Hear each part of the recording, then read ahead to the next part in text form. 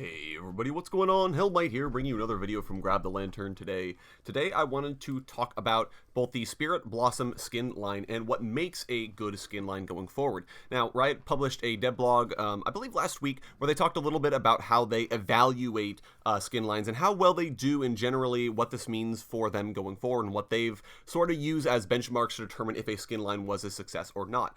And today I wanted to kind of talk about, while that makes sense and while they can, definitely evaluate it from that perspective, what makes a skin line solid from a thematic perspective and what kind of benchmarks they can use to look at whether or not a skin line is strong before they even begin. Now, these are just kind of my own thoughts, so if you guys have different ideas on what kind of criteria make a skin line good or not, let me know. I would love to hear your guys' thoughts. But anyways, I'm going to go through and talk about my couple of criteria here. Now, first and foremost is strength of theme.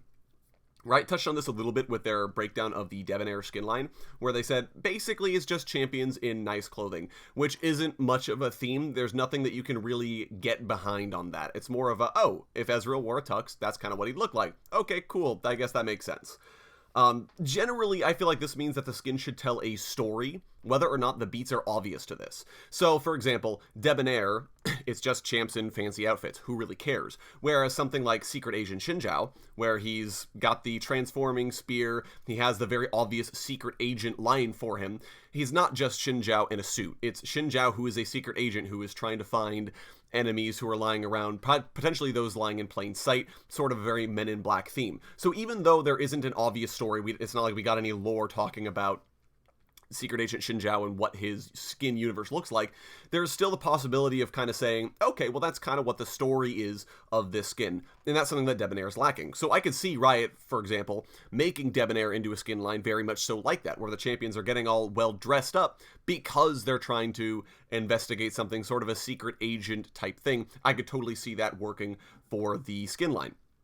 Odyssey is another very excellent example. You can kind of see very clearly what the story is. Even if you didn't see the trailer and don't actually know what the plot is, you see the sort of plucky ragtag band of rogues who are all aboard the spaceship together. You kind of get a sense for what their individual roles are, and it ends up working out because you understand, hey, this is why these characters are here.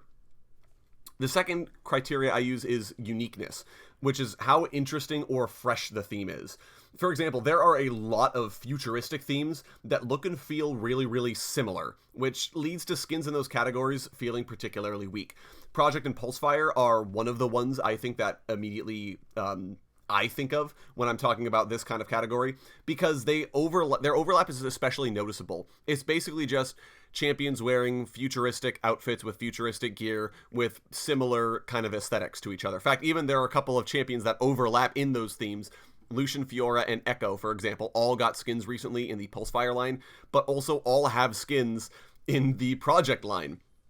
So the question then is, why do these skin lines exist that kind of overlap with each other? And when they do, the question for players is, well, why do I care about Project in particular? It doesn't feel any different from Pulsefire, or vice versa. So if it doesn't feel any different, then why would I bother buying this particular skin when I may already own Project Yasuo, for example, and not, or sorry, not Yasuo, but Project Echo, for example, and not then want to buy Pulsefire Echo because, well, it's just basically the same skin.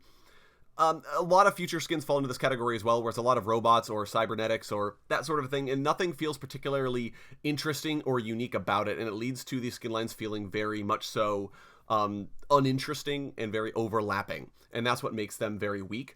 Infernal, honestly, is in a similar boat for me because there isn't much of a theme behind its people who are on fire, but it keeps selling, so there is something there. It is at least a unique theme. It's doing something that no other skins are really doing. It's not like Infernal is competing with another skin line that has a very similar aesthetic, so it is still passing in the uniqueness category.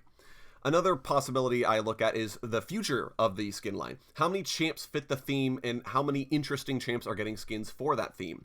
If you give skins to the same 5 popular champions in every theme, it's just going to make the theme feel very samey and reduce its appeal, similar to the Pulsefire Project thing I was just talking about. But also, if you have Ezreal crop up in almost every skin line, well, eventually you stop caring about each individual skin line that comes out because, well, Ezreal's just going to be there, so it's going to feel the same regardless of whether or not the theme is actually different from something Ezreal's already have. At the same time, though, you can't force a fit.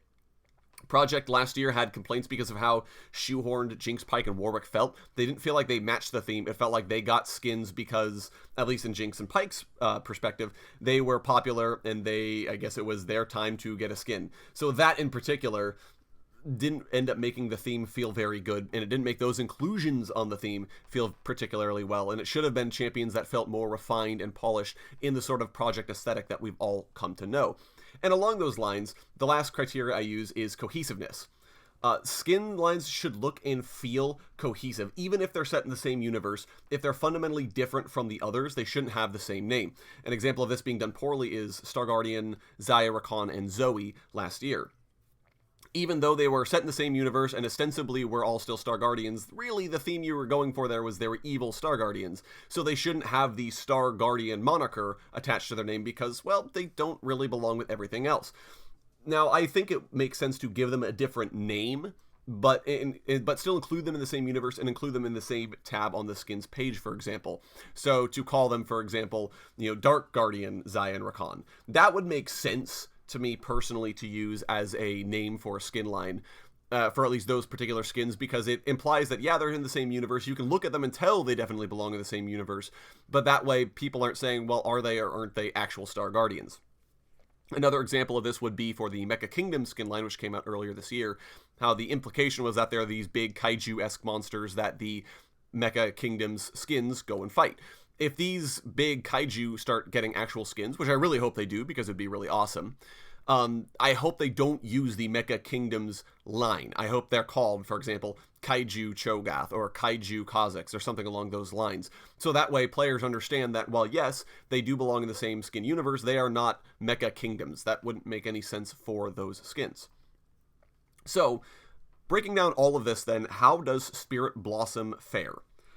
Because obviously this is the most recent one that Riot are trying to put out. They really want to make sure this one succeeds, if you couldn't tell by all the promotional materials they've been doing, bundling 2 champions along with them, bringing back Nexus Blitz. This is supposed to be a big event, a big holiday bash, and so Spirit Blossom needs to play up well. So how does it work regarding my criteria?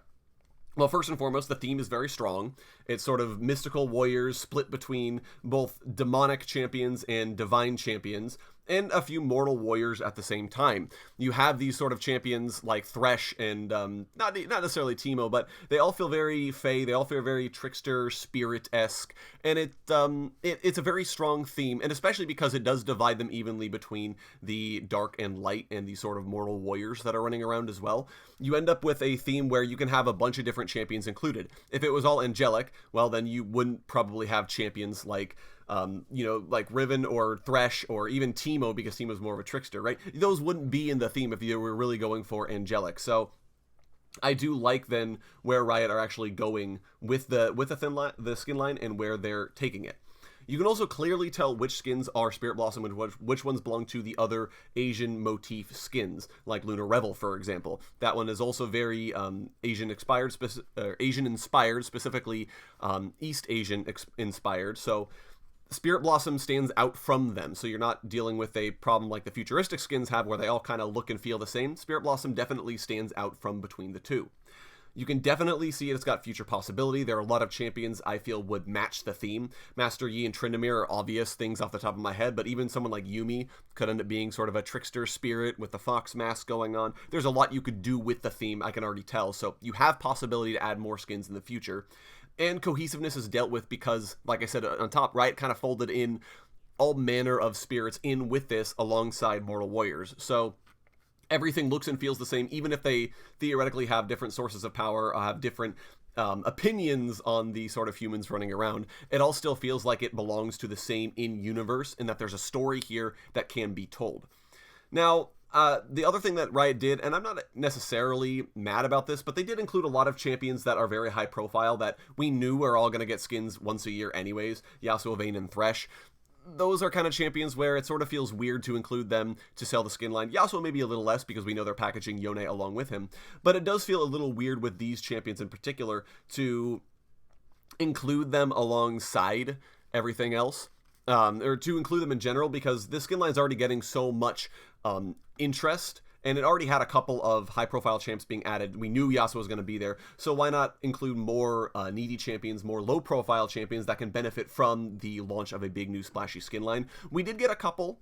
Kindred and Cassiopeia are the first two off the top of my head, who were needing skins, who had been off the bench for a long period of time here, and now they're finally getting a new inclusion, so that is nice, but I think they could have gone harder and done more unique champions with the skin line. But ultimately, if you're paying attention to everything I've kind of said here about the skin line, it's solid. It does a lot of things very well. It has room for future growth, and it stands out from among a bunch of the other skins that Riot have. So I do think that Spirit Blossom is a good inclusion, and I do think that it has the possibility to pay out well for them later this year when these skins actually come out. Now, Riot did also say that they have other skin lines coming up this year as well. They've mentioned we're going to be doing they have at least one other one that they're going to be trying to work with. So we'll see how that one pans out, but hopefully it follows more or less the same rules that I talked about above, and they're able to make it unique and make these new skin lines that they're trying to put out worthy inclusions rather than just kind of putting them out because, well, we had maybe an interesting idea. But those are my thoughts on Spirit Blossom and on skin lines in general. Let me know your guys' thoughts down in the comments section below. Would love to hear your ideas. If you enjoyed today's video, go ahead and leave a like. And if you really enjoyed today's video, consider subscribing. I upload a video just like this every Monday, Friday, and on patch days as well. Once again, thank you guys so very much for watching. I do appreciate it. And I'll talk to you all later.